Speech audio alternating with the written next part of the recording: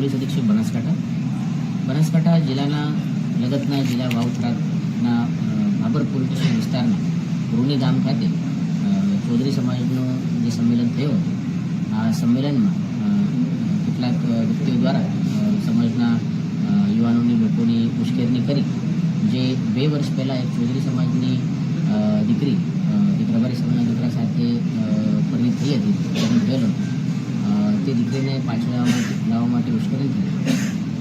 આ જે ફેમિલી છે તેનું ગામ બનાસકાંઠા જિલ્લાના ઓગળ તાલુકાના થરા પોલીસ સ્ટેશનના ઊન ખાતે આવે છે અને ઊન ખાતે આ ઉશ્કેરણી કરીને લોકોને લાવવામાં આવ્યા.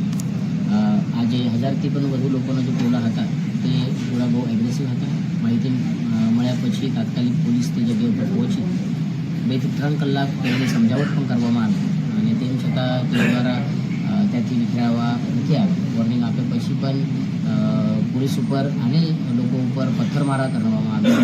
લોખંડના પાઇપ લાકડીથી ધોકાથી મારવામાં આવ્યો. તો પોલીસ દ્વારા જે હળવો પ્રયોગ છે તે કરવામાં આવ્યો, લાઠીચાર્જ કરવામાં આવ્યો અને ટીયર ગેસ સેલ છોડીને આ ટોળાને વિખેરવામાં આવેલો હતો. આ જે બનાવ બને તેમાં 4 થી 5 પોલીસને ઇન્જરી થયેલ છે અને જે ટોળા તરફથી પથ્થરમારો થયેલ છે. આ પથ્થરમારાના કારણે ટોળાના પણ કોઈ લોકોને ઇન્જરી થયેલ છે. આ તમામ લોકોની સારવાર માટે પણ તજવીજ કરવામાં આવેલ છે.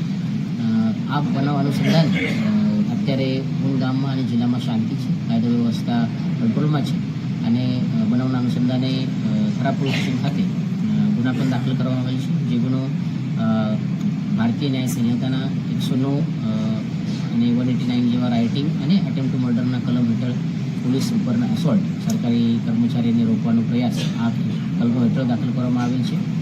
ગુનામાં 16 જેટલા નામજોગ આરોપી છે અને અન્ય 1000 લોકોના ટોળા આરોપીમાં છે.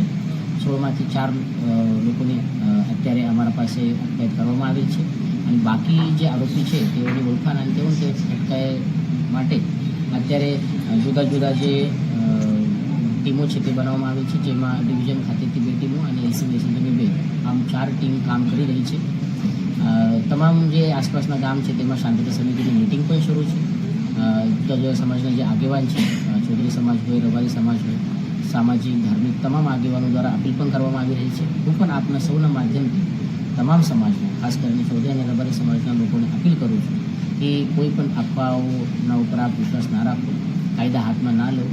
જે પણ આપની કોઈ રજૂઆત હોય તો આપ અમારા પાસે આવીને અથવા જે પણ સામાજિક પ્રશ્નો તે સામાજિક રીતે સોલ્વ કરી શકો છો. કાયદા હાથમાં ન લેવા મારા તરફથી આપની વિનંતી અને સૂચન છે. અને અત્યારે જિલ્લાની પરિસ્થિતિ, કાયદાની વ્યવસ્થાની પરિસ્થિતિ સારી છે.